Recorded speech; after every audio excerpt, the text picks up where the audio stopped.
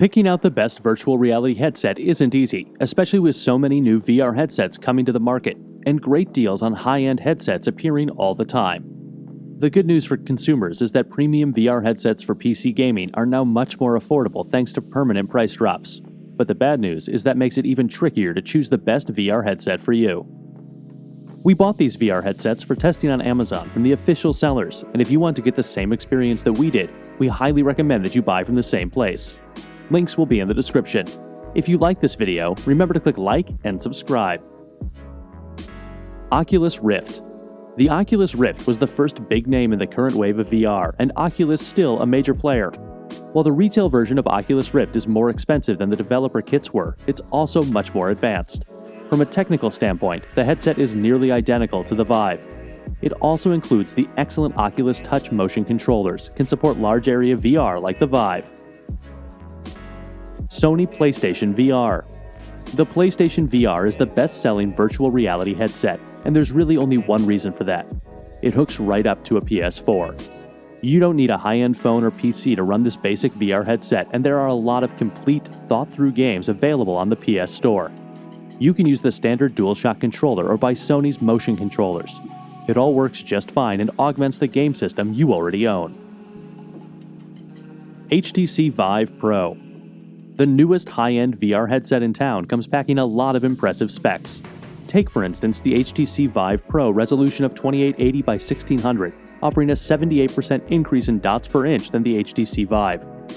This means ultra-crisp visual fidelity that lets you experience textures and shadows in a way previously impossible in VR. But the HTC Vive Pro perks don't end there. There's also the addition of built-in headphones and new nose guards that do a better job of blocking out light than the HTC Vive. All told, the HTC Vive Pro is a clear evolution in both design and tech on the older HTC Vive.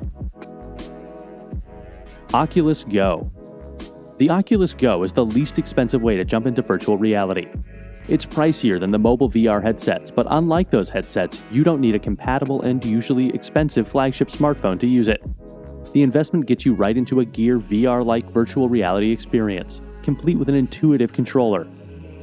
It makes some compromises for the price, like using a dated Snapdragon 821 processor and offering only 3D OF motion tracking, but it's still enough to try out Netflix on a virtual theater screen or play Settlers of Catan in VR.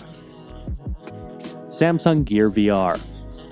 Samsung Gear VR has always been a respectable smartphone-powered VR headset, but now that it has a motion controller, it's taken things to the next level. In addition to the new controller, the updated Gear VR is a lighter and more streamlined than before, and features a USB-C connector that hooks directly to a Samsung Galaxy phone. The included motion controller has undertones of the HTC Vive controller design, with a touchpad and trigger button, which aren't bad things. It's with the controller that the Gear VR really takes off, allowing you to interact with the VR worlds in front of you in a way previously impossible without it.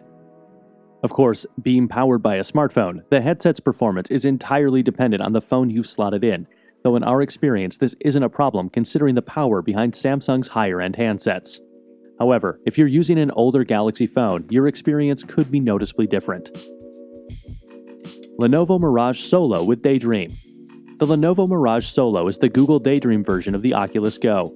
It's twice as expensive as the Oculus Go, but it's also more powerful thanks to its Snapdragon 835 processor and external-facing cameras, allowing 6D OF position tracking for the headset.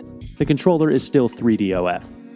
It feels like a half-step though, especially when the tethered PlayStation VR offers a much more compelling, if wired, experience for just a bit more money. Google Daydream View. Google's Daydream is similar to cardboard in concept. You still put your phone in an inexpensive headset, and it functions as your display thanks to a set of lenses that separate the screen into two images. A pairable remote you hold in your hand, similar to the Oculus remote, controls the action. It's impressive when you can find apps that work with it, and an SDK update allowing for simultaneous cardboard and Daydream support is helping to expand the platform's library. We bought these VR headsets for testing on Amazon from the official sellers, and if you want to get the same experience that we did, we highly recommend that you buy from the same place. Links will be in the description. If you like this video, remember to click like and subscribe.